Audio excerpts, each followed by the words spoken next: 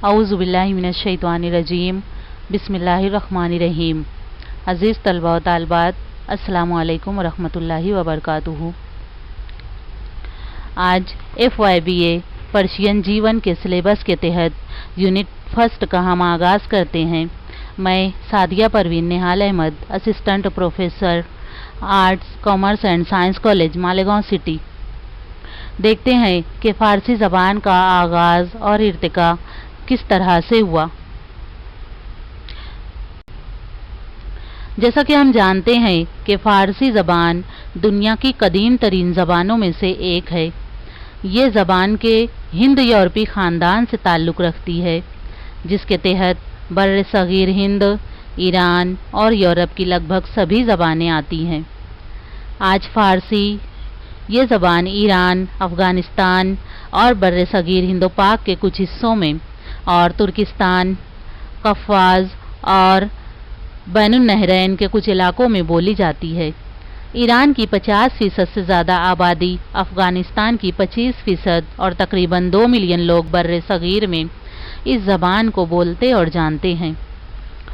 फ़ारसी ज़बान ईरान के कदीम शाही ख़ानदान हख़ामुनशी की बुनियादी ज़बान थी, जिसे आज फ़ारसी बास्तान कहा जाता है, और ये ख़त मेखी में लिखी जाती थी।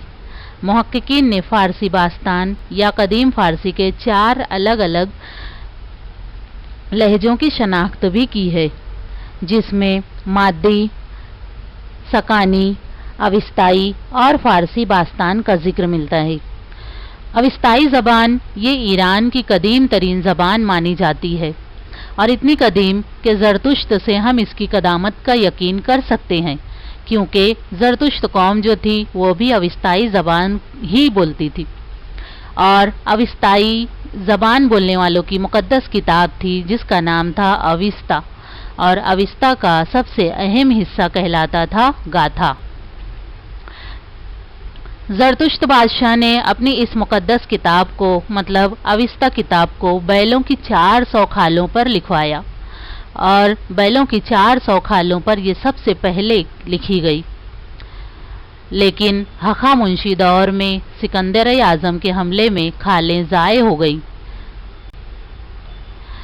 लेकिन मौजूदा अविस्ता की तदवीन का काम अशकानी बादशाह बलाश सुवम के ज़माने में शुरू हुआ, मतलब दोबारा से अविस्ता लिखने का काम जो है वो शुरू किया गया।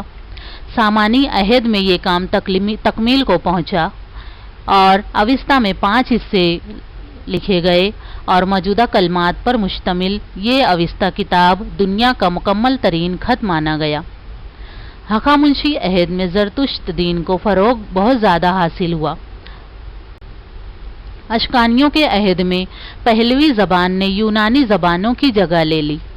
पार्थिया वालों की ये ज़बान थी, जो कि पहले ये लफ्ज़ परसौ था, बाद में पलहौ बना, उसके बाद में पहलू बना, और उसके बाद इस्लाह होते हुए पहलवी बन गया। ज़माना गुज़रते हुए फ़रहाद चाहरुम के ज़माने में पहलवी के लिए ख़ास ख़त वज़ा कर दिए गए, जिसमें आरामी रस्मुल ख़त को जगह दी गई।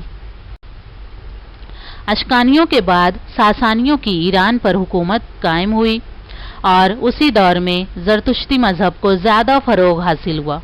ज़रतुश्त कौम जो थी वो आग की पूजा करती थी।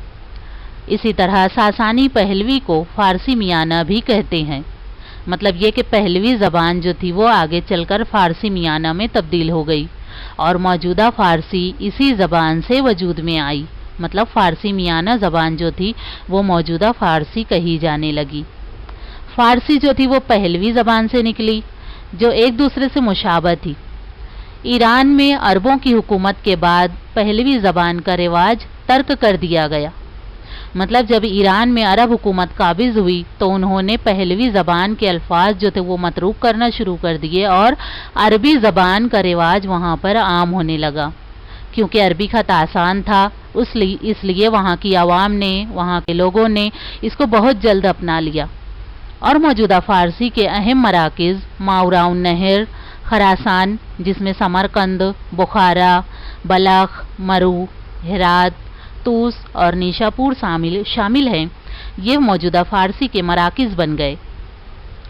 मशहूर शोरा का सल्जूकी दौर तक इन्हीं शहरों से परवान चढ़ना शुरू हुआ, क्योंकि बहुत ज़्यादा शोरा जो थे वो सल्जूकी दौर से वाबस्ता है।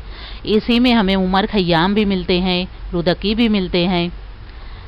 अज़रबैजान से लेकर अस्फ़हान और हमदान तक सल्जूकी दौर में फ़ारसी ज़बान का इलाका जो है वो वसी हो चुका था, और इसी तरह से शेख सादी और शेख हाफिज़ के दौर में भी फ़ारसी ज़बान बहुत ज़्यादा परवान चढ़ी। ये है फ़ारसी ज़बान का इर्तिका। और इस सबक से और इस लेक्चर के समझाने से आपको यकीनन फ़ारसी ज़बान के आगाज़ के बारे में मालूमात हासिल हो गई होगी। बुनियादी चीज़ जो फ़ारसी के इर्तिका का सबब बनी, ये चीज़ आप लोगों को समझ में आई। आगे के लेक्चर में हम इस मौजू को आगे और बढ़ाएंगे। तब तक के लिए शुक्रिया।